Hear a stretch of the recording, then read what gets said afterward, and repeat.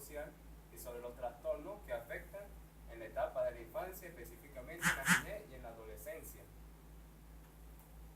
Antes de entrar de lleno a lo que son los trastornos que afectan a los niños y a los adolescentes, es bueno definir muy bien lo que es adaptación escolar. ¿Por qué? Porque la mayoría de los trastornos son aplicados a los niños son mayormente detectados en el ambiente familiar o escolar. Ahora, ¿qué se refiere con adaptación escolar? Se entiende por adaptación al proceso en que los niños, padres y profesores establecen contacto por primera vez, donde se va observando y descubriendo las peculiaridades o particularidades de cada miembro involucrado, así como el espacio físico en el que permanece el niño. Adaptación escolar es un proceso continuo, o sea, no es algo que simplemente el niño llega al colegio y se adapta, no, sino que el primer contacto, o sea, cuando el niño conoce a su profesor o los padres le dicen, mira, este es tu nuevo salón de clase o este es tu nuevo ambiente, ahí es donde empieza el proceso de adaptación. El proceso de adaptación no simplemente ocurre con los niños de kinder o de primer grado, o sea, no se puede confundir. Aquí esto simplemente ocurre con los grados iniciales. La adaptación escolar ocurre tanto a nivel universitario, puede ocurrir incluso a nivel de bachiller, puede ocurrir en cualquier año. Simplemente debe, ser un, debe estar iniciando un nuevo proceso. Aquí dice que el periodo de adaptación es el proceso durante el cual el niño se ve integrado a la vida escolar. Termina cuando el niño asiste con normalidad a centros infantiles considerado la vida escolar como algo cotidiano y regula la actuación en el centro mediante la referencia espacial y temporal. El periodo de adaptación, como lo expliqué hace un momento, empieza cuando se tiene el primer contacto y termina únicamente cuando ya el niño se siente relajado, se siente seguro y siente que ya ir al colegio es algo totalmente normal. Pero para entender un poco mejor, se divide en tres fases. Está la fase de protesta, la fase de ambivalencia y la fase de adaptación. La fase de protesta, esto ocurre durante las primeras semanas. Esto usualmente el niño empieza a sentir un sentimiento de soledad, o sea, durante la fase de protesta, cuando el niño lo suelen dejar al colegio, se pregunta que a dónde va mi madre, por qué me dejan aquí, qué lugar es este, quiénes son estas personas, y por eso el niño suele llorar, suele enojarse, suele querer escapar, le dice a los padres por favor no te vayas, porque ellos no entienden el por qué motivo lo están dejando ahí. A veces suelen incluso pensar que fue porque hicieron algo malo o si fue que ellos hicieron algo que a los padres no les gustó y que por ende lo están castigando dejándolos en un lugar. Pero realmente es porque no entienden muy bien el proceso. Esto ocurre más que todo en niños ya así de kinder, primer grado. Ahora, ya cuando hablamos de tercero o cuarto grado, la fase de protesta sería más que todo, ocurre cuando los niños lo cambian de colegio. Por ejemplo, estudian primero, segundo y tercer grado en un colegio y a partir de cuarto empiezan a estudiar en otro. Aquí ocurre también una fase de protesta, tal vez no manifiesta de llanto, pero sí suele haber el sentimiento de malestar, suelen decir los padres que no se sienten a gusto, que se sienten tristes, y es porque están pasando por la fase de protesta. Ahora, la fase de ambivalencia ocurre cuando ellos ya han pasado los primeros días y las protestas pierden la fuerza. Como lo dice aquí, el alumno alterna situaciones de rechazo y bienestar en clase con el docente. ¿Qué es lo que significa esto? Significa que a pesar de que ya el niño o el alumno todavía siente la necesidad de llamar la atención, o sea, de querer escapar, de querer estar con los padres, de querer estar en su casa, ya que como que entiende y dice, bueno, ya varias veces me han traído por aquí, ya veo que tengo amiguitos, esta persona me cayó bien, el adulto responsable parece ser buena persona, y aquí como que ellos empiezan a entender que este nuevo ambiente puede ser agradable o que es un ambiente ya más común para ellos. Ahora, por último, está la fase de adaptación. La fase de adaptación usualmente tiene un estadio de un mes y como le dice aquí, la mayoría de los niños terminan por adaptarse a nuevas situaciones. Cuando ocurre el periodo de adaptación, ya el niño entiende que el ambiente escolar es algo normal, que es parte de sus responsabilidades, que es parte de su vida, de su tiempo, ir al colegio, compartir con otros, estudiar, hacer tareas. Ya en la fase de adaptación ya se puede decir que el niño se introduce de lleno a lo que es la actividad escolar y ya los padres pueden irse con mayor naturalidad, ya el niño no ya se adapta y actúa acorde a lo que se espera que haga en el colegio. Ahora, el proceso de adaptación escolar usualmente para los padres también es un poco difícil, ya que por lo menos más que todos los padres que están dejando a su primer hijo por primera vez en el colegio suelen tener una serie de, o sea, suelen tener un comportamiento que a veces puede perjudicar al mismo niño. Por lo tanto, muchos psicólogos escolares han sacado una guía de 10 consejos para hacer que la adaptación escolar en los niños sea exitosa. La primera es la adaptación de horario. ¿Qué es lo que significa esto? A veces el colegio puede durar de 7 a 12 de la mañana, entonces por lo menos un niño que no está acostumbrado a salir de su espacio, de su hogar, tanto tiempo en un colegio puede hacerle daño. Entonces, ¿qué es lo que sugieren la mayoría de los psicólogos escolares? Llevar al niño a las 7 de la mañana e irlo a buscar un poco más temprano, tipo 10 de la mañana, 9 y media, y de paulatinamente él se va acostumbrando a este horario. O sea, no es introducirlo de lleno horario, sino poco a poco, para que él se vaya sintiendo un poco más cómodo. Contacto directo. ¿Qué es lo que significa esto?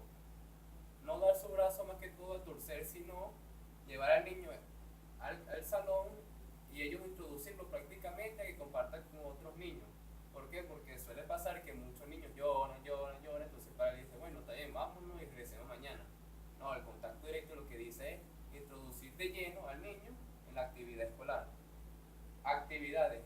Esto es más que todo incentivación. Cuando un niño está en el periodo o adolescente incluso está en el periodo de adaptación, suele incluso obviar o a veces olvidar sus tareas. Entonces, ¿qué es lo que dicen actividades? Que ayuda mucho a la motivación y a acostumbrarse al nuevo año. Si el padre se siente y le pregunta, oye, ¿qué te toca hacer? ¿En qué te puedo ayudar? Este tipo de cooperación o momento de actividad va a hacer que el niño o el adolescente se sienta más a gusto a la hora de asistir al colegio. Evolución y etapa. Esto más que todo son conversaciones. Que el padre le hable y le pregunte, oye, ¿cómo te fue hoy? ¿Qué hiciste hoy? ¿A qué aprendiste hoy? De tal forma de que a medida que pase 1 o 2 semanas, el niño le diga, pa, hoy aprendí algo diferente. Madre, hoy complementé lo que aprendí. Evolución y etapa es hacer que el padre vea que haga entender al niño que está mejorando y que por ende eso haga que él se vaya poco a poco acostumbrando a la vida en el colegio. Alimentación, que los padres mantengan alimentados a sus hijos, le hagan su merienda, su buen desayuno, de tal forma de que el niño no tenga ninguna descompensación al momento de estar en clase. Ambiente relajado, evitar que el niño por lo menos en los primeros meses no vea problemas, que vea que el ambiente familiar está tranquilo, que le hagan saber a los padres que el ambiente escolar también es tranquilo, para que él sienta que está llegando a un lugar seguro y que su vida escolar se va a realizar en un lugar seguro. Objeto de apego. Muchos niños suelen tener objetos que les gustan, muñecos, mantas, peluches, y es bueno dejar que los niños vayan por lo menos los primeros días con su objeto, ya que es como un símbolo de seguridad.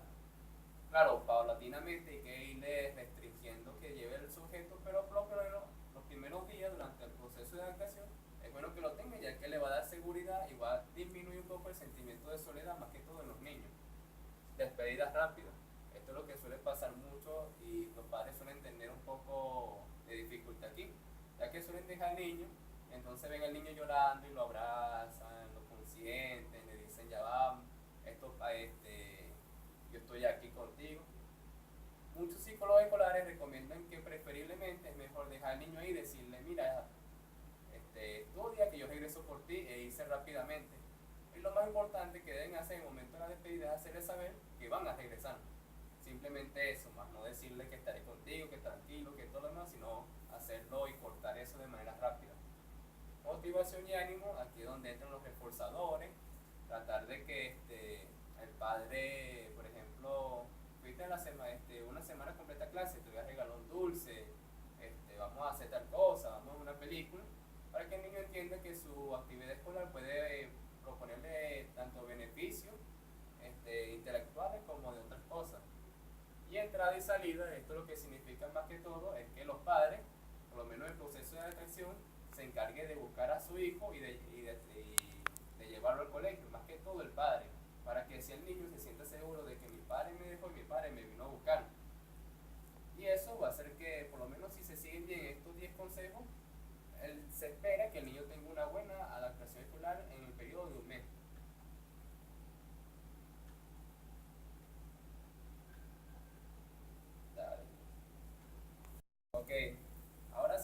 ¿cuáles son los consejos para una buena adaptación?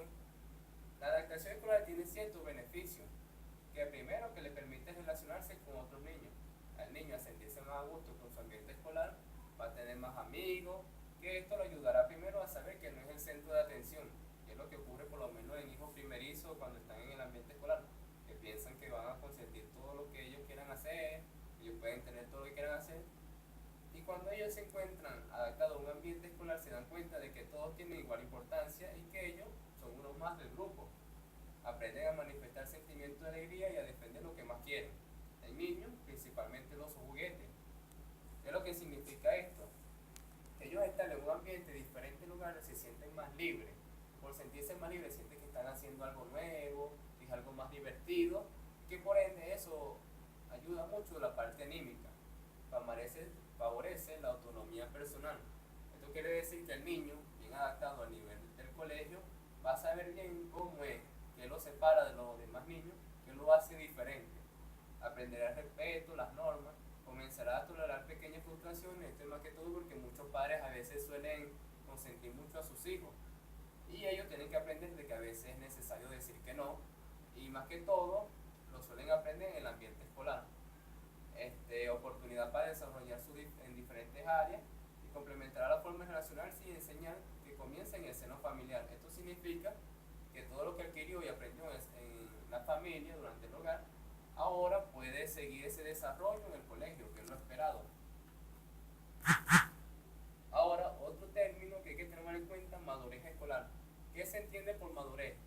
Se entiende que madurez es la posibilidad de que el niño, al momento de ingresar en educación primaria, pueda con sus habilidades tanto cognitivas, psicológicas y físicas puedan adecuarse a lo que se espera de él.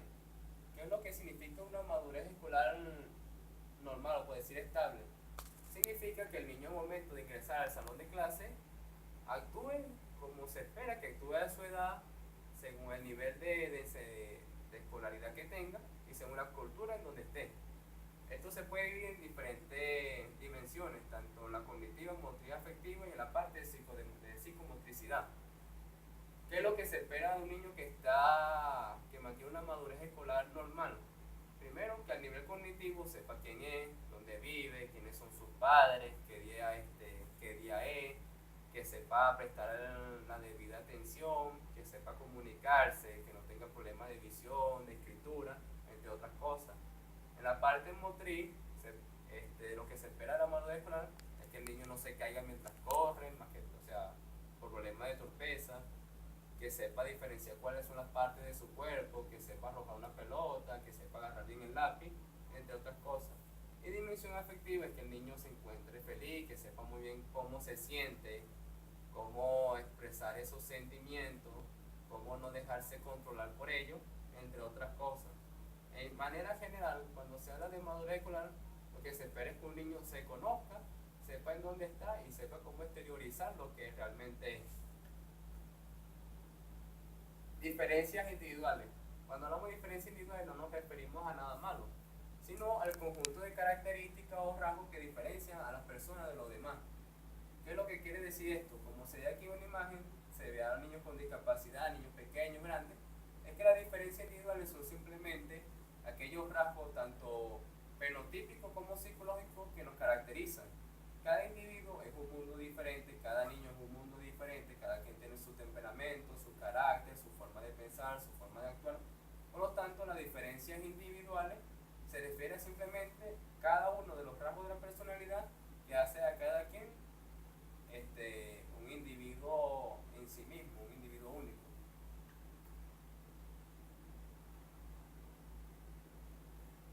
Ya hemos hablado mucho de la adaptación escolar, ahora nos vamos a la desadaptación. Si se entiende que la adaptación escolar es el periodo en donde el niño se acostumbra al colegio, la desadaptación, una adaptación escolar es cuando el alumno presenta anomalía de la conducta o trastorno y dificultades académicas en clara contradicción con sus actitudes y capacidades que se esperan. De manera más resumida, desadaptación es que el niño, ya sea por un rasgo comportamental o emocional o psicológico, no se ajuste al ambiente escolar o no cumpla los criterios que se esperan. Tiene muchas causas, tiene la higiénica, la psicológica y emocional. Hay que tomar en claro que la desadaptación escolar no es algo que no tiene cura. Realmente esto puede ocurrir en periodos muy cortos y puede ser por cosas muy puntuales. Por ejemplo, las más puntuales son las causas físicas, que son las más comunes. Por causa física no nos referimos netamente a una discapacidad motora, sino a otro cierto tipo de problemas, como por ejemplo la obesidad, ser delgado, ser débil, necesitar anteojos. Por lo menos una desadaptación muy común es cuando al niño se le diagnostica un problema de lectura cuando realmente lo que tiene es un problema de visión. O sea, necesita anteojos, pero no lo han sabido todavía los padres o los profesores, y automáticamente dicen, no, su hijo tiene problemas de aprendizaje, cuando realmente no se debe a eso, sino simplemente tiene una desadaptación escolar por una causa física.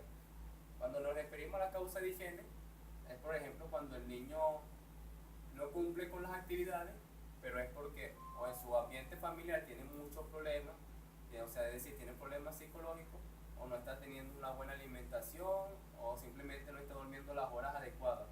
Cuando nos referimos a higiene, hacemos más que todo referencia a las cosas, a la rutina diaria del niño, que puede tener una alteración y que esa alteración está provocando que el niño no se desempeñe o no se desenvuelva de la mejor manera en el ambiente escolar.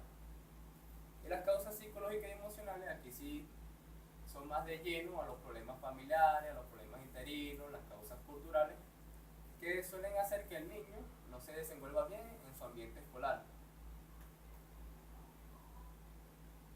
Ahora sí se entra de lleno a lo que son los trastornos de inicio de la infancia, específicamente a niñez y a la adolescencia.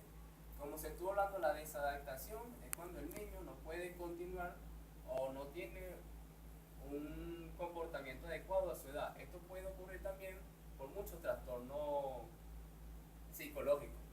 Hay que hacer primero una aclaración. Cuando se dice trastorno del inicio de la infancia, no quiere decir que sea diferente a lo que afecta a los adultos, sino que simplemente muchos trastornos suelen diagnosticarse más que todo a edades tempranas y que por esa razón se cataloga más que todo a niños y adolescentes. Como también hay otros trastornos que simplemente afectan de una edad a los 18 años o a los 12 años. Por esa razón se le llama trastorno del inicio en la infancia. El primero, según el DSM-4, el primer trastorno o uno de los más comunes es el retardo mental. ¿Qué es retardo mental? Es un trastorno que se caracteriza por una capacidad intelectual significativamente por debajo del promedio, es decir, un coeficiente intelectual de 700 o inferior, y que suele presentarse antes de los 18 años. Por lo menos el retardo mental, uno de los criterios principales es que se presenta antes de haber cumplido la mayoría de edad o antes de ser considerado un adulto. Se puede distinguir 5 niveles. El primero es el nivel leve, que suele ser llamado también educable, ya que ellos simplemente tienen como decir, un retardo cognitivo, pero igualito pueden adquirir capacidades como el lenguaje, pueden ir al colegio, pueden ser educados, pueden aprender a escribir, a expresar sus sentimientos. O sea, prácticamente es muy incluso complicado saber si un niño tiene un retardo leve, ya que se puede ajustar muy bien en un ambiente escolar y se vería más que todo ya en la parte universitaria, ya cuando los estudios son superiores es que la persona con retardo leve se muestra, ya que sí, ahí se puede ver más puntuales donde tiene déficit en las áreas, pero realmente puede tener un desenvolvimiento totalmente normal. Ahora, el moderado es el llamado la persona adiestrable. Suele ser igual que el leve, suele adquirir conocimiento, puede presentar muchos problemas a nivel de educación, se le puede enseñar a leer, se le puede enseñar a hablar, pero sí necesitará un poco más de esfuerzo y usualmente, ya cuando hablamos de moderado, usualmente llegan a tener un comportamiento normal hasta sexto grado. Ya primer año ya suelen tener ciertas dificultades, por lo menos el ver materia más individual y más profunda. A las personas con retardo moderado se les dificulta, pero por lo menos en la adquisición de habilidades o competencias básicas como el lenguaje, el pensamiento, sí la pueden adquirir con el seguimiento adecuado. Grave. Esto nada más afecta al 3 o 4% de las personas. Cuando estén grave o cuando el nivel es grave, tienen dificultad para aprender incluso el lenguaje, les cuesta escribir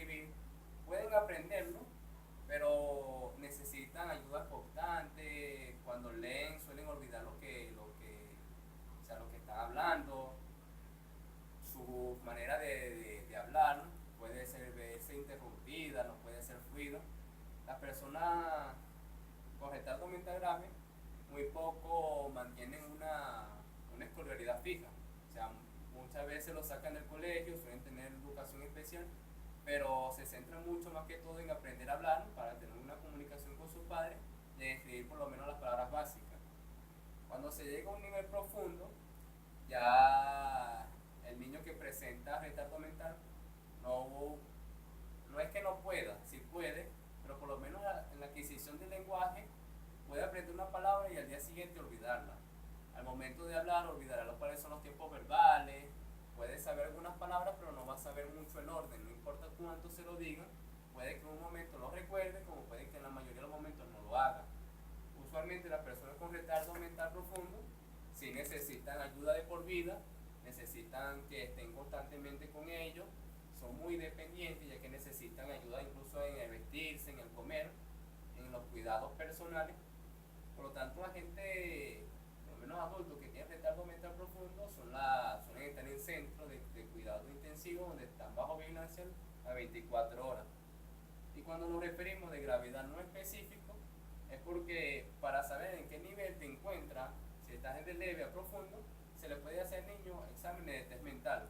Y cuando se le dice que tiene una gravedad no específica, es porque a pesar de que se le haga el test, el examen mental, no tiene un resultado acorde, o el niño presenta, como decir, rasgos de uno, pero en un momento presenta rasgos de otro. Por lo tanto, aquí se engloba a todas esas personas que no se pueden incluir en una categoría específica. Ahora, como tal, los criterios que debe cumplir el niño para ser diagnosticado con retardo mental, primero, la capacidad intelectual debe estar por debajo del coeficiente de 70 puntos. Y debe se debe mostrarse ese coeficiente intelectual bajo antes de los 18 años. Lo otro es que tiene desadaptación en dos áreas. ¿A qué nos referimos a dos áreas? Que no suele adaptarse en ambiente escolar, en ambiente laboral, suele tener desadaptación en el ambiente familiar. Si el niño o el adolescente presenta falla y no se adapta bien a dos escenarios, se puede pensar o se puede inferir que tiene retardo mental.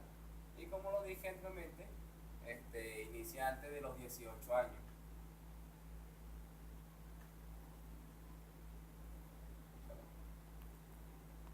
Ok, ahora continuando con los trastornos que se demuestran en la infancia, vamos con los trastornos de comunicación.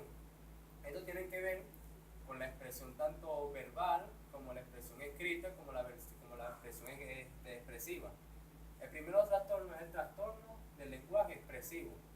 Es decir, estas personas como primer criterio o criterio A según el DSM-4 tienen una sintomatología de que tienen dificultades para memorizar palabras y que tienen problemas para la longitud y la complejidad de la misma.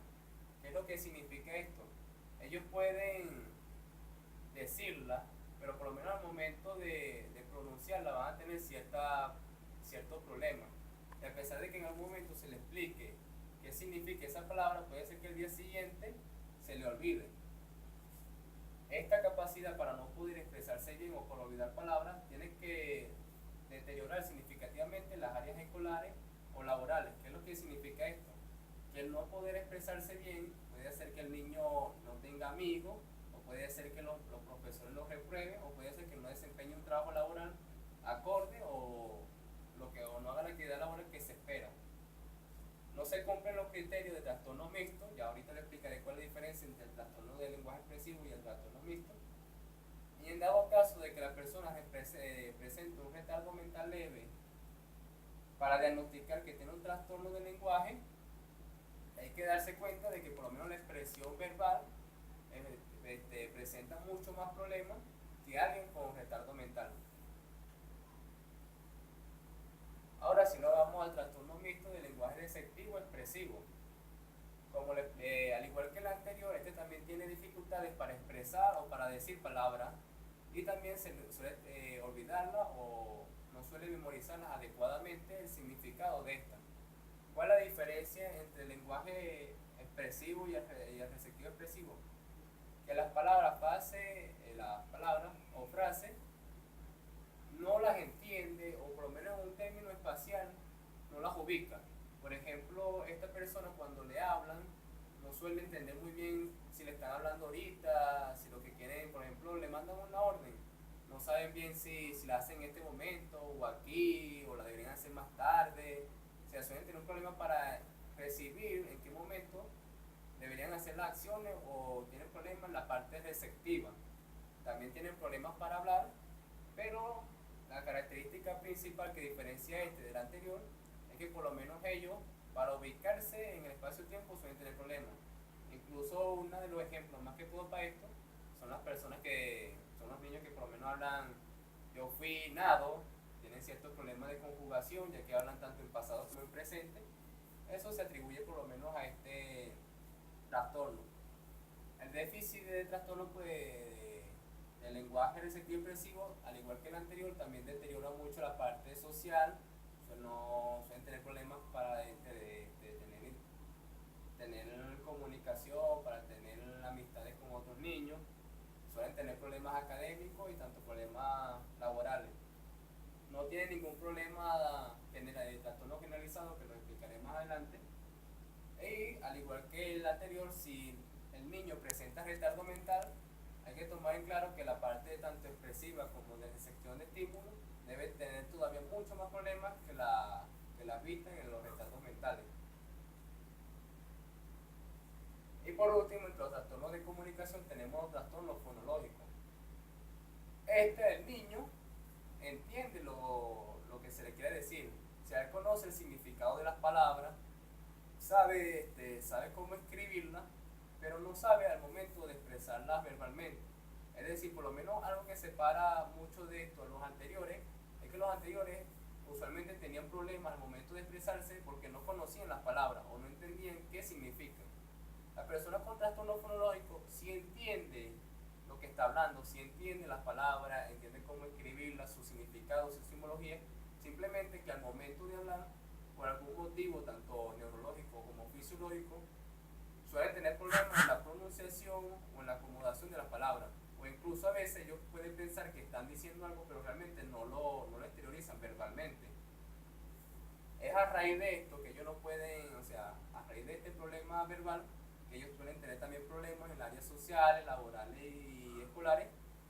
Y si el niño presenta algún tipo de retardo mental, para diagnosticar un trastorno fonológico, el niño con retardo mental debería tener problemas al momento de emular o de expresarse verbalmente. Disculpe, otro trastorno de comunicación que suele verse un poco común, incluso la gente no lo suele diagnosticar o a veces ver como un trastorno de comunicación, es el tartamudeo.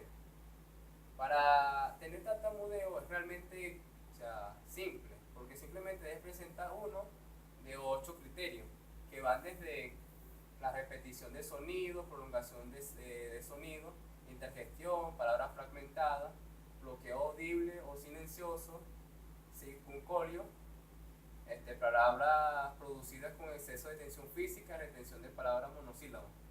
¿Qué es lo que significa todo eso y por qué se dice que debe presentar un solo criterio de esto?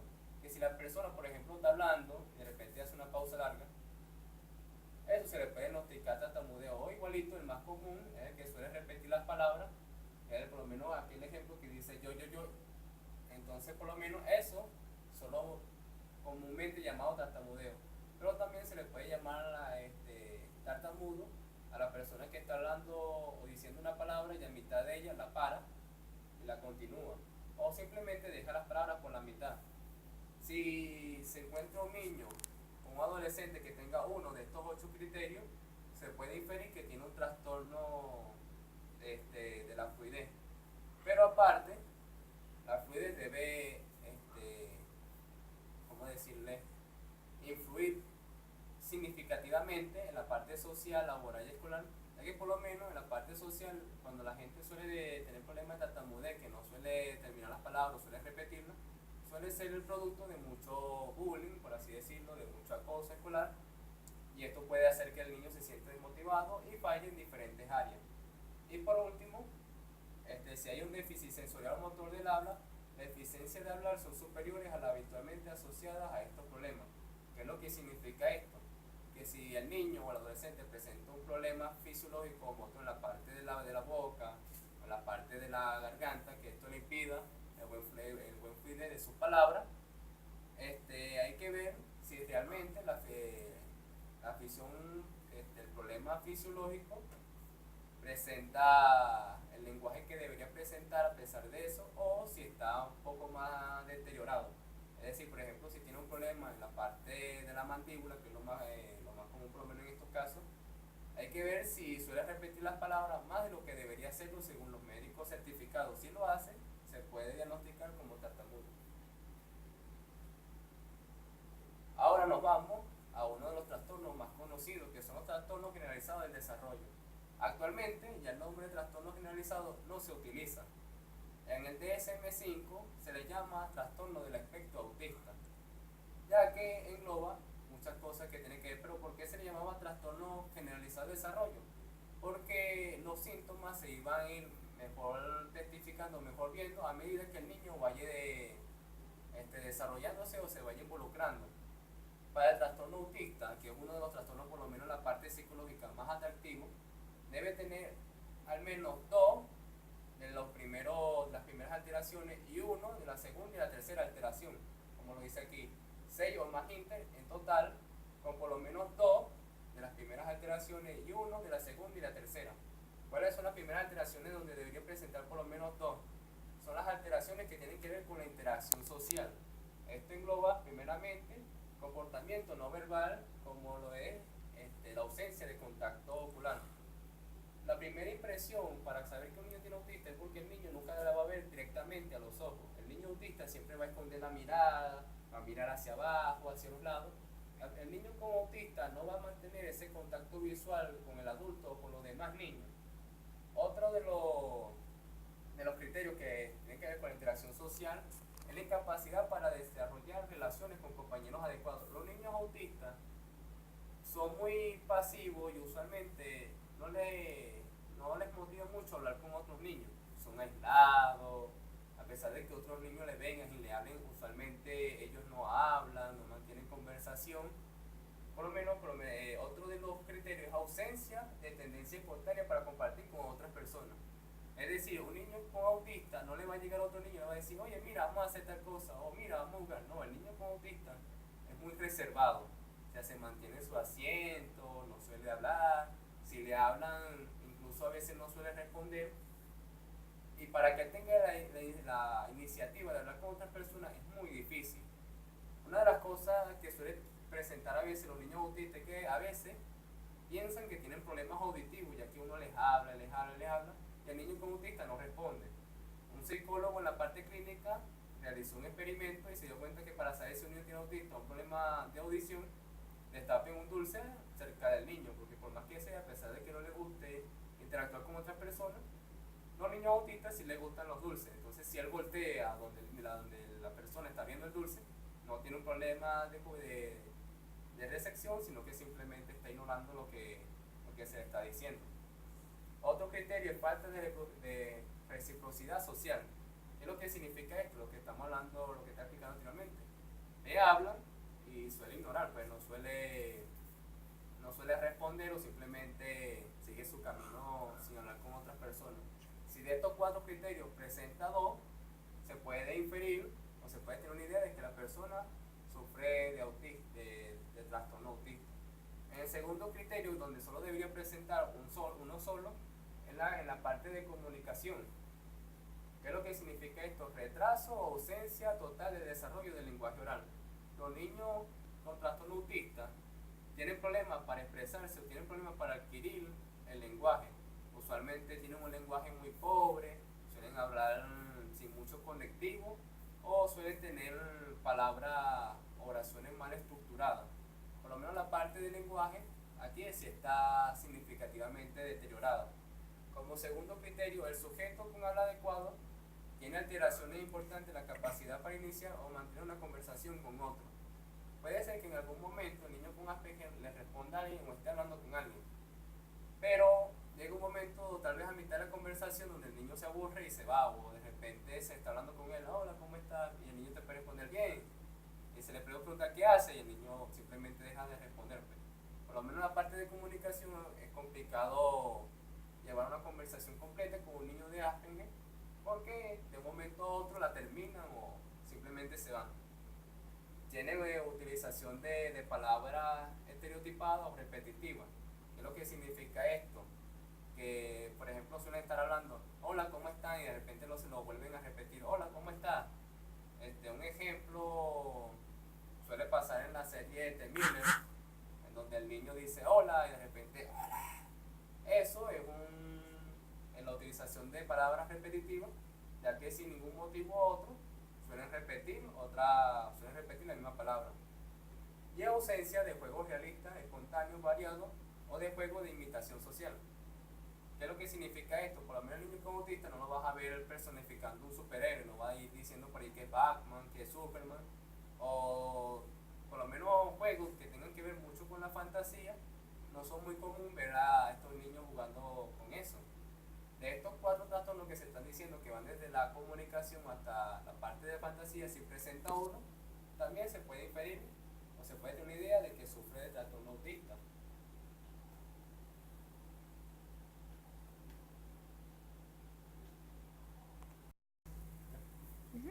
Ok, continuando con los criterios del trastorno autista, también solo debe presentar un trastorno que está relacionado con los patrones de comportamiento, de interés y actividades. El primer criterio de este segmento, preocupación absorbente por uno o más patrones estereotipados y restrictivos de interés que resulta normal. ¿Qué es lo que significa esto? Por lo menos el niño autista, a pesar de no tener mucha relación social y problemas en el lenguaje, el niño autista puede ser ordenado. Por ejemplo, ¿qué es lo que se dice de patrones estereotipados? Que el niño se levante, se quite la ropa, la acomode y la deje en el mismo lugar. Eso da un indicio de autista, por lo menos es común que el niño a veces lo recoja como a veces no. Pero la persona con autismo, siempre o casi el 90% de las veces, estos patrones de comportamiento los va a mantener. Y van a verse algo repetitivo en su rutina diaria. Adhesión aparentemente inflexible a rutinas o rituales específicos. Como se le explica en el criterio anterior, si el niño tiene la costumbre o tiene la rutina diaria, por lo menos de pararse y acomodar la ropa, doblarla y ponerla en un mismo lugar, si la madre o alguien en el ambiente escolar suele cambiarle el lugar donde él suele poner la ropa, o le agarran la ropa y ellos mismos la doblan, los niños con autistas suelen tener resistencia ante ellos porque no les gusta que les quiten su rutina, no les gusta que alguien se meta y haga lo que ellos están acostumbrados a hacer. Usualmente, para enseñar a una persona con autista, tienen régimen de aprendizaje muy rígido. Por ejemplo, se paran y ven una materia, luego otra, y mantienen un plan de evaluación o un plan de enseñanza fijo. ¿Por qué sucede esto? Ya que a ellos no les gusta, les parece desagradable, los molesta. Como que este es el momento cuando se les quitan los rituales o se les interrumpe, es el momento donde ellos se sienten más amenazados y es el momento donde incluso se pueden poner furiosos con la persona que le está quitando su rutina. La otra manifiestan tics motores o estereotipados repetitivos. Por ejemplo, es muy común que un niño presente un movimiento estereotipado por la mano, que estén hablando y de repente hagan así, o muevan las piernas. Ellos tienen muchos movimientos estereotipados. Y lo otro, por último, preocupación persistente por parte de objetos. ¿Qué es lo que significa esto? Los niños con autistas suelen tener objetos rituales, suelen andar por ahí con un muñequito, con una piedrita, y entonces mantienen esa piedra constantemente, ellos le dan significado a eso, y cuando la pierden o cuando alguien se las toma suelen entrar en crisis porque son objetos preciados para ellos, y los mantienen cerca. Si la persona o el niño presenta alguno de estos 4 criterios, ya sea movimiento estereotipado, rutina inflexible o preocupación por objetos, se puede diagnosticar que tenga trastorno autista. Como criterio B, los retrasos o funcionamientos normales en por lo menos una de las siguientes áreas que aparezca antes de los 3 años de edad. Es decir, debe tener problemas en la interacción social, en la forma de comportarse o la forma de comunicarse antes de los 3 años. Es decir, por lo menos ya un niño de 2 años, si se le habla y no viene, se puede tener un indicio de que puede tener un trastorno autista.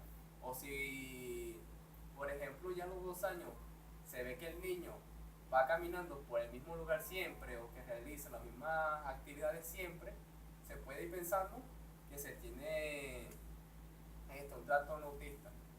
Si el niño tiene 4 años y no ha presentado en su mayoría ninguno de estos criterios, se descarta que tenga trastorno autista, ya que por lo menos en algún área antes de los 3 años ya debió haber mostrado algún tipo de indicio. Y los trastornos se explican mejor por la presencia de un trastorno de Rett o de un trastorno desintegrativo infantil, que lo voy a explicar más adelante.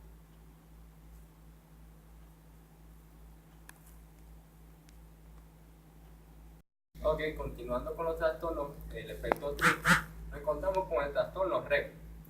El trastorno Rett, para tener ya un indicio o un criterio básico que separa del autista o del Asperger, es que el trastorno Rett únicamente afecta a mujeres.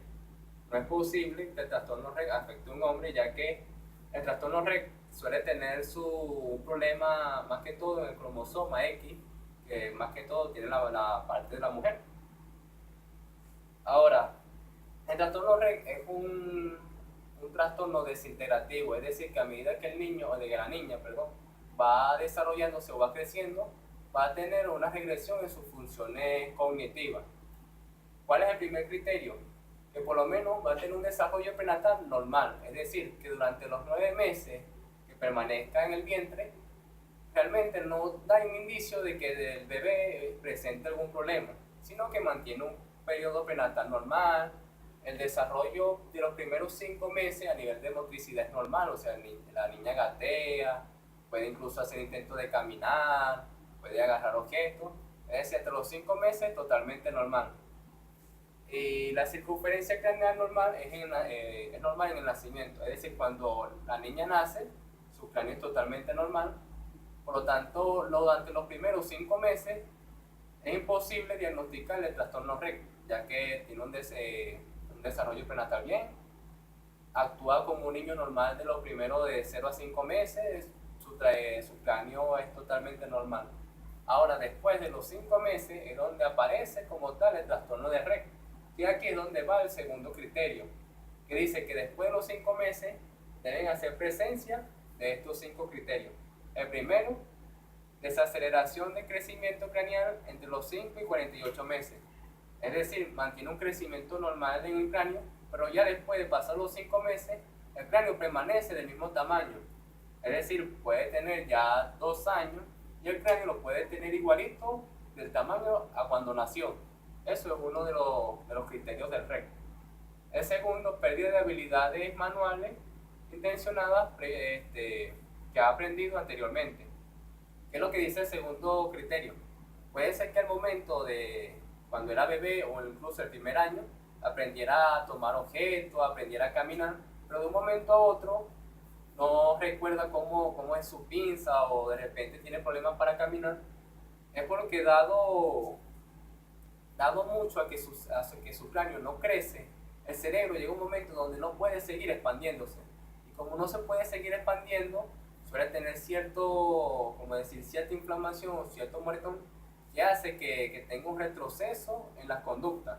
Puede ser que el niño se haya acostumbrado a pararse y lavarse las manos, pero según el segundo criterio que puede ayudar a saber si la persona tiene Rett, es que de repente de un momento dado a otro lo olvida, no se acuerda cómo hacerlo, no se acuerda cómo lo hacía antes, o sea, es como si perdiera totalmente la habilidad. Por tercero, pérdida de implicación social al inicio del trastorno. ¿Qué es lo que significa esto? Pueden que cuando sean bebés hayan tenido una interrelación normal, pues se les haya hablado, ríen, lloran, pero llega un momento a los 2 meses donde ellos suelen aislarse, suelen separarse, ya sean por problemas cognitivos o simplemente porque lo juzgan. Por lo menos, imagínense una niña con el cráneo un poquito más pequeño, puede ser sujeto de burla. Y eso suele ser que por lo menos ellos suelen aislarse tanto de su familia como amigos. Mala coordinación de marcha o los movimientos del tronco. Estos son una de las partes más afectadas, ya que por lo que les expliqué anteriormente, como no se desarrolla bien el cerebro o no se puede expandir en su totalidad lo que debería ser, los primeros problemas que suelen presentar es más que todo en la parte de movilidad, en la parte de equilibrio, en la parte de movimiento con las piernas Y mayormente las niñas que suelen tener un desarrollo con REC, que suelen llegar a los 5 o 6 años, usualmente tienen un periodo donde pasan a tener silla de ruedas porque los mismos problemas le impiden realizar la actividad de caminar con naturalidad. Y el desarrollo del lenguaje expresivo y receptivo es gravemente afectado y suele tener problemas psicomotrices graves. También por la parte de que su cerebro no se expande, la parte de expresiva o de adquisición del lenguaje suele tener también cierta dificultad. Así que por lo menos dando un repaso rápido, que lo que separa el trastorno REC del autista es primeramente que el REC afecta a las mujeres. Segundo, que su cráneo permanece inactivo o no crece después de los 5 meses, y que la mayoría de los problemas, tanto sociales como de coordinación psicomotora, de movimiento, de la parte expresiva, se deben a que su cerebro no se puede expandir o no puede crecer al tamaño que debería, sino que se mantiene comprimido, y esto hace que pierda muchas habilidades o que su desarrollo no sea igual. Uno de los trastornos más conocidos, más llamativos, que se han visto mucho en películas, es el trastorno de Asperger. El trastorno de Asperger presenta muchas similitudes con el trastorno del espectro autista. Por lo menos en la parte de los primeros criterios, el trastorno autista y el trastorno Asperger tienen los mismos. Por lo menos en la parte de interacción social, el niño con Asperger tiene incapacidad por lo menos para relacionarse socialmente. Puede ser que al momento de hablar el niño con Asperger no te escuche o te ignore totalmente, pero para tener una mayor descripción de los 4 criterios, alteración en el uso múltiple del lenguaje no verbal. Una de las cosas que tal vez pueda separar mucho a lo que es el niño con Asperger y el niño autista es que por lo menos el niño con Asperger en cuanto a expresiones es un poco frío o simplemente es inexpresivo, ya que ellos tienen como cierta dificultad para expresar sentimientos. No son personas que de repente están viendo y van a tener una gran sonrisa así por un chiste, sino que lo que es la parte expresiva son un poco serios y fríos, es decir, tienen problemas para la expresión no verbal. Incapacidad para desarrollar relaciones con sus compañeros apropiadas a nivel del sujeto. ¿Qué es lo que significa esto? El niño con Asperger, por lo menos al relacionarse con niños, suele presentar problemas o simplemente no es de su agrado compartir con otros niños. Por lo menos hay que recordar que una de las cosas que también separa el Asperger, que lo explicaré un poco más adelante, es que se les dificulta la parte de la fantasía. Entonces los niños, es común que ellos jueguen a ser superhéroes, que imaginen un mundo lleno de helado, pero ellos tienen dificultad en la parte fantasiosa, por lo que este choque suele hacer que ellos se aíslen un poco. 3. Ausencia de tendencia espontánea a compartir, disfrutar intereses y objetivos con otras personas. Una de las características que tiene el trastorno de Asperger es que ellos se interesan únicamente en una sola cosa.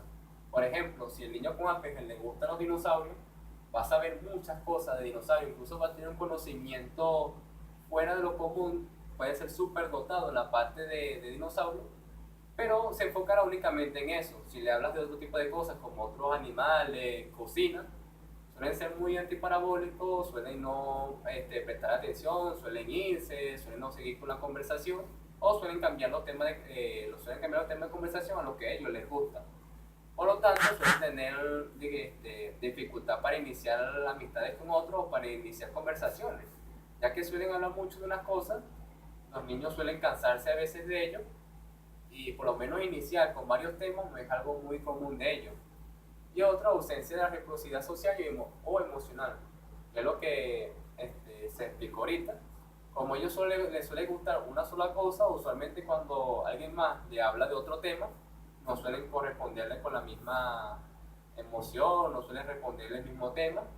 Y por lo menos la parte emocional, esto es algo muy muy importante, porque ellos, debido a que no son muy expresivos a nivel emocional, por lo menos cuando un padre le dice te quiero, ellos no van a responder con un te quiero, sino que a veces pueden quedarse viendo, puede que ni siquiera les responda, puede ser que le hablen de algo totalmente diferente a lo que significa el te quiero.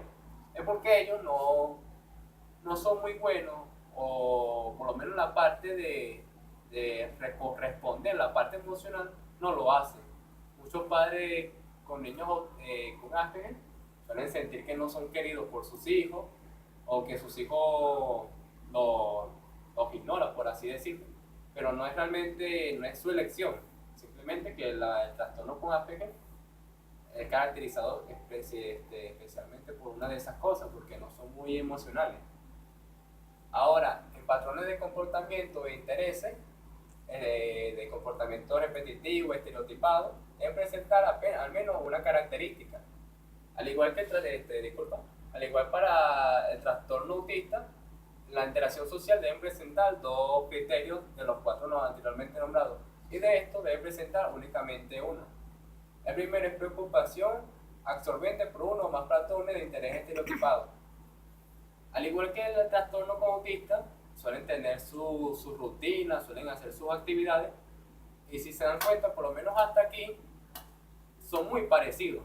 Por este hecho, a veces un niño puede tener autista y lo pueden diagnosticar con Asperger, o puede tener Asperger y puede ser diagnosticado autista, porque los criterios son muy similares. En esto se dio cuenta que la única diferencia es la parte emocional, y en esto los patrones estereotipados son muy comunes en los dos. El segundo criterio, adhesión aparentemente inflexible a rutinas o rituales específicos. Al igual que los de trastorno autista, suelen tener sus rutinas, suelen levantarse, cepillarse los dientes, por ejemplo, acomodar su ropa, comer, leer sobre cierto tipo de cosas. Es decir, tienen todo su día planificado, y esto lo pueden volver a hacer, y nunca se aburrirían de ello, sino que más bien, si interrumpen su rutina, se enojaría. Movimientos estereotipados y repetitivos. Al igual que el niño con Asperger, pueden tener cierta repetición de movimientos, suelen estar hablando con alguien y repetir mucho un movimiento, mantenerlo constantemente. Eso es algo muy común en ellos. Y preocupación persistente por parte de objetos. Ellos también suelen tener objetos rituales que mantienen mucho consigo y que se pondrían molestos o los alteraría no conseguirlos o no tenerlos, o que alguien se los quitara. Siguiendo con los criterios del Asperger, el trastorno causa deterioro clínicamente significativo. ¿Qué es lo que pasa por lo menos con los niños de trastorno de Asperger? No es que sean malas personas ni es que sean egocéntricas, sino que ellos simplemente suelen hablar mucho del tema que les gusta, y a raíz de esto, por lo menos los adultos o niños suelen escucharlo con interés al principio, pero cuando se dan cuenta que el niño habla del mismo tema, llega un momento donde suelen como que alejar un poco al niño con Asperger, y por esa razón por lo menos la parte social está deteriorada. La parte escolar también. ¿Por qué? A pesar de que el niño con Asperger tenga mucho conocimiento de un tema, se enfoca demasiado en ese tema. Entonces, por lo menos otras áreas las suele descuidar, suele no hablarlas, o incluso suele no prestarle atención. Por lo que a nivel escolar también puede presentar dificultades en las áreas que no son de su interés. No hay retraso general del lenguaje. Una de las cosas que separa el Asperger también del espectro autista o del trastorno autista es que la persona con Asperger tiene un lenguaje muy elaborado, tiene un lenguaje culto, tiene un lenguaje muy completo, e incluso a los niños con Asperger se les suele llamar los pequeños profesores, porque su lenguaje es excesivamente científico y elaborado. Y el trastorno autista, como lo hablamos anteriormente, tiene problemas en la parte de la adquisición del lenguaje, por lo que eso también diferenciaría a una persona autista del Asperger. El Asperger no tiene problemas en la parte del lenguaje. No es retraso clínicamente significativo el desarrollo cognitivo ni el desarrollo de habilidades de autoayuda propias de la edad. ¿Qué es lo que significa? Por lo menos el trastorno desintegrativo, que no lo tomen para esta exposición, el trastorno desintegrativo habla de que el niño, a medida que va creciendo, va perdiendo habilidades.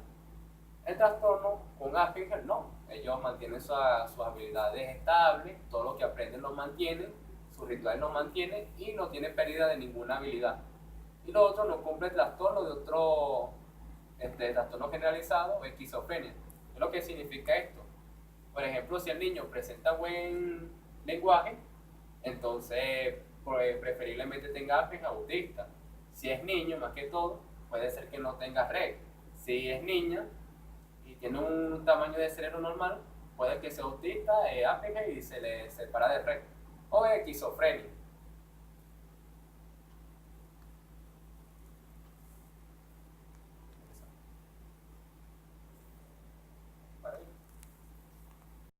Si un niño no sabe leer y tiene 8 años, puede ser que esto no se deba a un trastorno de lectura, sino que simplemente en su ambiente familiar nadie sabe leer. Entonces, por ende, no aprende algo que en su ambiente no es común. Así que hay que tener factores, tener en cuenta mucho la cultura o la parte de familiar para diagnosticar un trastorno de lectura. Trastorno de cálculo está relacionado con la capacidad aritmética por debajo de lo esperado. Por ejemplo, ya un niño de primer grado debería sumar y restar. Y en tercer grado debería saber multiplicar y dividir. Si un niño está en tercer grado y no sabe sumar o le cuesta la resta, se puede decir que tiene un trastorno de cálculo, ya que su capacidad para resolver operaciones matemáticas no está muy por debajo de lo que se espera a su edad o de lo que se espera de su grado. Y el trastorno de la expresión escrita es como le dice, la habilidad de expresión escrita por debajo de lo esperado. Ya en primer grado, por lo menos su nombre, las palabras básicas como mamá, papá, ya debería conocerlo. Ahora, si se encuentra en un segundo grado y no sabe escribir ni siquiera su propio nombre, no sabe escribir muy bien las palabras básicas, las palabras más comunes, se puede decir que tiene un trastorno en cuanto a la expresión escrita. Los trastornos de eliminación. Los trastornos de eliminación son muy comunes, pero hay que saber cómo diagnosticarlos. Se divide en dos, tanto en encopresis como en enuresis. La encopresis es el trastorno que está relacionado con la evacuación repetida de heces en lugares inapropiados, por lo menos durante un mínimo de 3 meses. ¿Qué es lo que significa la encopresis? Que, por ejemplo, se va caminando y el niño no puede evitar hacerse en sus pantalones, o que de repente se esté en la calle y el niño se baje los pantalones para defecar en el medio de la calle. La encopresis está relacionada con defecar en lugares fuera del baño. Pero hay que tener muy en claro que la importancia del trastorno de eliminación es el tiempo de duración y la edad del niño. Por lo menos la encopresis debe hacerlo durante 3 meses. Si pasaron 3 meses y el niño todavía sigue yendo al baño en todos los lugares, se puede pensar que tiene este trastorno. Y también la edad mínima es 4 años. ¿Por qué? Porque un niño de 1, 2, incluso hasta 3 años ya un poco preocupante, es común que todavía no haya tomado las actitudes de ir al baño. Por ejemplo, en los bebés o incluso niños pequeños, es común que todavía usen pañales y no se les puede diagnosticar encopresis porque se hagan los pañales. No, debe presentar por lo menos más de 4 años que ya se espera de que sepa ir al baño, sepa cómo expresarse, que tiene ganas de ir al baño. Si tiene ya más de 4 años y defeca en cualquier lado, sí se puede empezar con encopresis. Y enuresis es la emisión repetida de orina en la cama o en la vestimenta, por lo menos 2 veces a la semana por un mínimo de 3 meses, y se presenta en niños de 5 años. Como se ve por lo menos en los ejemplos, en las imágenes, son niños que por lo menos duermen y se orinan en la cama, que tienen, como decir, esa vejiga sensible o vejiga pequeña, que suelen por lo menos reírse y orinar. Son personas que pueden sufrir la enuresis. Aunque no se crea, es un trastorno muy común. Por lo menos aquí en Latinoamérica es común conocer adolescentes que si se le hacen muchas cosquillas se orinen, que tengan problemas por lo menos para el control de la orina. Pero para diagnosticar la enuresis es necesario que por lo menos durante la semana, 2 veces, la persona o vaya a orinar en la cama o se orine encima. Y tenga que presentar 5 años como mínimo. ¿Por qué? Porque al igual que en la encopresis, es muy común que un niño se orine, se haga en los pañales, o que de repente por un sueño que le dé una pesadilla se orine en la cama. Pero si tiene más de 5 años y lo hace por lo menos 2 veces por semana, ya se puede diagnosticar que tiene el trastorno de enuresis. Entre los trastornos más interesantes y que a veces desconocemos o que realmente no son como muy diagnosticados, la parte social son los trastornos de los TIC. Por lo menos un trastorno de los TIC más llamativo, por así decirlo, o más increíble es el trastorno de la Tourette. Los criterios son los siguientes. En algún momento a lo largo de la enfermedad han habido tics múltiples y uno o más tics vocales, pero no de manera simultánea. Una de las cosas que caracteriza el Tourette es que puede tener tanto tics como verbales como motor. Y cuando hablamos de tic, hablamos de un movimiento impulsivo o de una palabra impulsiva. Por ejemplo, que están viendo a alguien, el tic más común es cuando el de cerrar un ojo de repente, que la persona está hablando y de repente mueva el brazo o mueve el ojo. Eso es un tic. Cuando tiene Tourette, el Tourette suele ser caracterizado también porque las palabras que son muy, por ejemplo, muy ruidosas, ellos suelen repetirlas, por lo menos el sonido de un carro, el de la conecta de bim bim, bim bim, las onomatopeyas, a ellos les parece atractivo y entonces de manera inconsciente las repiten.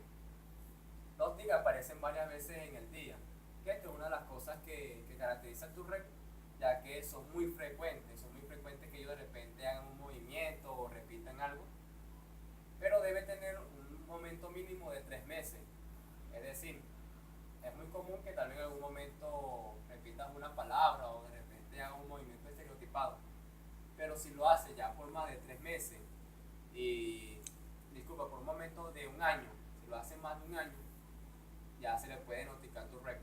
Puede que en algún momento tenga un descanso, puede que pase un día, que pase 2 días sin tener ningún tic, pero nunca va a exceder los 3 meses. Si de repente tuvo un tic, pasaron 3 meses o 4 meses y lo tuvo de nuevo, no tiene Tourette porque el tiempo entre un tic y el otro excedió el tiempo esperado. Inicia antes de los 18 años, es decir, ya antes en la adolescencia o en la niñez se puede diagnosticar el trastorno de Tourette.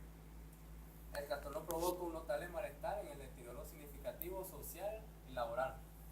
Por ejemplo, no tanto en Latinoamérica, pero sí en otros países donde el acoso o las burlas son más comunes, la gente de Tourette son muy criticados, ya que como los sonidos los repiten de manera inconsciente, la gente suele molestarse, suele burlarse de ellos. Incluso mucha gente suele pensar que la gente con Tourette los está insultando o los está burlando, ¿me explico? Cuando realmente ellos simplemente están haciendo movimientos involuntarios. La alteración se debe a efectos fisiológicos directamente. Las alteraciones se deben a efectos fisiológicos y no por sustancias. Es decir, si ellos repiten palabras o tienen movimiento por decir algo, por su parte genética, por su parte fisiológica, si tiene Tourette, si lo hacen por la ingestión de alguna sustancia, tanto el alcohol, droga o incluso medicamentos, se descarta que tenga Tourette. Trastorno motor o vocal crónico. Una de las diferencias del trastorno motor del Tourette es que el trastorno motor o vocal solo puede presentar uno u otro. Es decir, o tiene trastorno motor o tiene trastorno vocal. El Tourette lo combina, pero en este caso o tienes uno o tienes otro. Se le dice la palabra crónico debido a que tiene que tener una duración de al menos un año y los síntomas no desaparecen en un tiempo mayor de 3 meses. Al igual que el Tourette, el tic se debe presentar por lo menos constantemente durante un año y el tiempo entre un tic y otro no puede exceder el tiempo de 3 meses. Al igual que el Tourette también se diagnostica antes de los 18 años y la alteración puede causar deterioro significativamente a nivel social y no se tiene que deber a consumo de sustancias. Es decir, que la única diferencia que tiene el trastorno motor vocal con los criterios del Tourette es que el Tourette ya se sabe, tiene tanto un trastorno motor como dos vocales. Más que o tiene trastorno motor o vocales, pero no se puede tener ambas.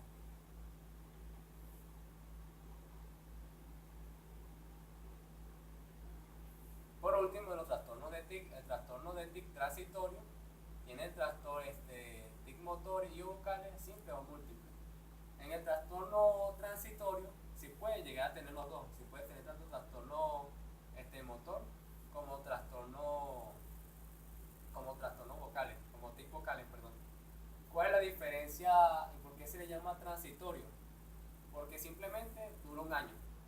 Si los TIC duran más de un año, ya se diagnostica Tourette.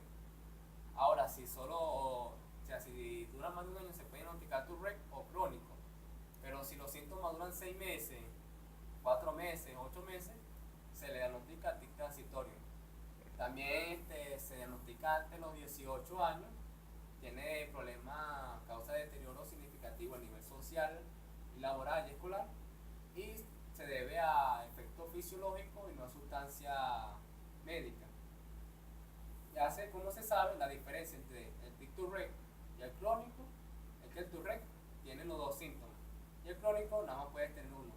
Y los tic vocales es el tiempo de duración, que los tic transitorios solo duran hasta 12 meses y ya de ser más tiempo se le diagnostica o los otros dos tipos de trastornos de tic.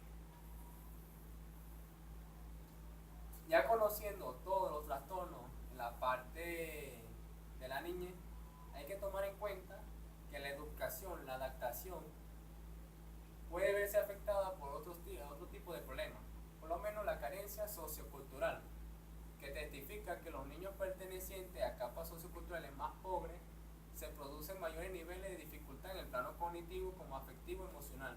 No encuentran las mismas oportunidades de desarrollo personal, escolar y laborales que el niño del entorno normal tiene. ¿Qué es lo que significa esto? Por lo menos si el niño crece en un hogar donde el ambiente es pobre, es un poco, como decir, desorganizado, es un ambiente donde carecen mucho los valores, cuando vaya a la parte de educación, le va a costar adaptarse a las normas sociales debido a que su ambiente no está acostumbrado a eso. Por ejemplo, se ve mucho que los niños, por lo menos que sufren pobreza extrema, muy pocos saben escribir bien, muy pocos saben hablar bien o por lo menos la parte de la pronunciación no la tienen de forma correcta. No se debe a ningún trastorno de los anteriormente nombrados o no se debe a una inmadurez escolar, sino que simplemente su dificultad de aprendizaje o su carencia de estas competencias se debe a que el entorno donde se desenvuelve es pobre o no cuenta con las características o con las mismas culturas a nivel social. Él mismo produce fracaso escolar, hace sentir a las personas que se sienten perdidas y por lo menos en muchas películas o en historias se han dado cuenta que muchos niños prefieren tomar culturas totalmente diferentes. Por ejemplo, para nadie es un secreto que ahorita la parte venezolana está teniendo problemas y entonces debido a estos problemas quieren irse a otro país y tomar esa cultura porque la consideran mejor. Eso también es carencia de cultura, ya que se niega la propia cultura y estamos negando nuestra propia educación. Por lo tanto, la cultura y la carencia, la parte económica, tienen mucho que ver en la parte del aprendizaje. Ahora, la parte de problemas familiares también tiene mucho que ver, incluso en la parte de niños, en la infancia. La familia es lo más importante y lo que incluso puede dificultar lo que es el aprendizaje del niño. ¿Por qué? Porque por lo menos un niño puede sentirse perdido. ¿Qué es lo que significa esto? Si los padres se preocupan más que todo por discutir, por pelear, en lugar de mantener la atención en él, va a sentir que no, o sea, se va a sentir solo más que todo. Se va a sentir abandonado también, que tiene que ver mucho por lo menos en la parte escolar. Porque un niño que se siente abandonado, que siente que no es escuchado ni siquiera por sus propios padres, cuando llegue al nivel escolar o cuando llegue a interaccionarse con otras personas, no va a sentirse ni valorado, ni va a querer hacer nada porque sabe que indiferentemente lo que haga va a ser olvidado o no va a ser tomado en cuenta. Falta de afecto. Es muy común que la falta de afecto sea muy notable en la parte escolar. ¿Por qué? Porque los niños que carecen de afecto usualmente suelen obtener comportamiento agresivo o comportamiento aislado. Pero lo hacen más que todo para llamar la atención a ver si sus padres deciden darle afecto. Y ellos la única forma que la manifiestan es bajando su rendimiento escolar. En la parte económica también es importante porque por lo menos la parte económica aquí en Venezuela los padres suelen discutir mucho por la falta de dinero y el niño suele sentir esa presión, puede sentir que incluso la falta de dinero de los padres se debe a que el niño coma o que necesite ropa o que necesite otro tipo de cosas y pueden hacer sentir mal al niño que va a llegar por supuesto al colegio con un sentimiento de inferioridad y esto le va a impedir que lleve su tarea económica escolar adecuadamente. Falta de sueño. Los niños en un ambiente conflictivo muy poco cubren las horas de sueño que necesitan. Poca motivación. Los problemas familiares, como los padres no están atentos, no le hacen saber que están ahí presentes, entonces eso hace sentir a los niños que no tienen necesidad de hacer otro tipo de cosas y se mantienen estancados. Incluso los problemas familiares pueden hacer que los niños abandonen la parte educativa en bachillerato e incluso no le incentivan a seguir con estudios superiores. Problema con las drogas. Si por lo menos en el núcleo familiar los padres consumen droga, o el niño de por sí, puede ser que los padres no la consuman, pero el niño de por sí se siente solo, se siente desatento o se siente abandonado, puede ser que recurra a la ingestión de sustancias como la droga, como el alcohol, fumar o incluso la marihuana, para sentir que esto lo llena o para sentir de esta forma un alivio del sentimiento de soledad. Violencia en la familia. Muchos niños son agredidos tanto verbal como físicamente y esto puede provocar que ellos se vuelvan agresivos o simplemente que desarrollen un sentimiento de inferioridad y que por ende no desempeñen bien sus actividades sociales o académicas de la mejor manera. Rechazo e inseguridad. Como ellos se atribuyen muchas de las culpas, pueden sentir que no son suficientes o que no valen mucho y que al momento de ir al colegio a relacionarse o hacer sus actividades van a sentir que no tienen ningún caso, que ellos no valen la pena que ellos hagan. Incluso si ellos se sienten muy rechazados, puede llegar incluso al suicidio infantil. Por lo tanto es necesario tomar en cuenta mucho qué tanto afectan los problemas familiares al niño. Y por último, responsabilidad por la separación. Un niño a veces suele estar desconcentrado en clase porque está pensando que es la culpa por lo que mamá y papá pelean, o puede ser la culpa por lo que el hermano mayor y los padres pelean. Así que a veces un niño no es que presente déficit de atención, por así decirlo, porque no presta atención en clase, sino es que está pensando en los problemas que vienen desde el hogar. En cuanto a los problemas emocionales en el proceso de aprendizaje, aquí hace más que todo referencia a la inteligencia emocional, poniendo que la capacidad de aprendizaje disminuye en un 20 a 30% si la persona no tiene o el niño no tiene una regulación emocional adecuada. Esto está muy relacionado a los anteriores dos problemas que se plantearon.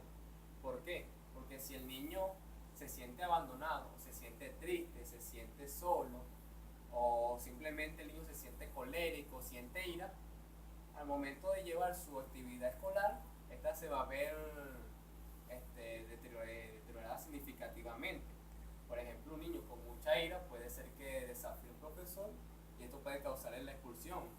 O el niño aislado o que se siente triste no cumple con los requerimientos de la tarea. Pero en sentido positivo, la parte emocional también puede ser el impulso que el niño desenvuelva una buena tarea. Si el niño está feliz, está alegre, se siente cómodo, esto puede hacer que su rendimiento en vez de disminuir 20 a 30% aumente un 20 o un 30%. Por lo tanto, en la parte, por lo menos, la parte escolar, las áreas escolares, es necesario que se tenga muy bien claro la inteligencia emocional y la autorregulación emocional. Porque si el niño mantiene un estado emocional activo y un estado anímico alto, esto se va a ver reflejado mucho en su nota o en su comportamiento social. Y por último, los problemas de aislamiento.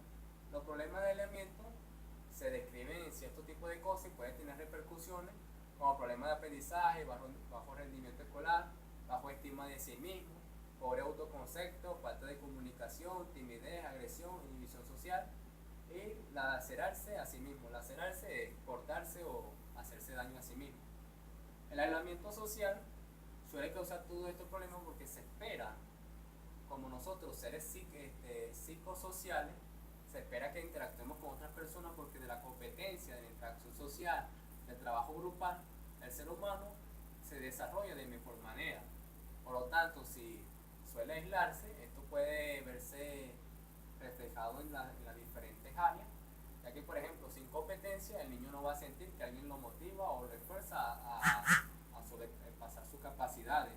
O por ejemplo si no habla con alguien, puede ser que no se ve incentivado a realizar la tarea, o incluso puede agresividad, porque si la persona se siente aislada, cuando las personas se quieran incluir en su ambiente, va a responder de forma agresiva.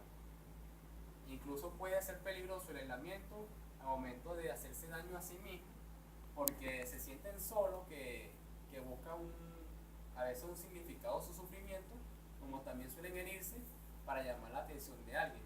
Por lo tanto, los padres y profesores deben estar pendientes de si el niño realmente está teniendo una interacción social adecuada o si se está aislando. Porque el aislamiento, la poca interacción social, puede también influir de manera significativa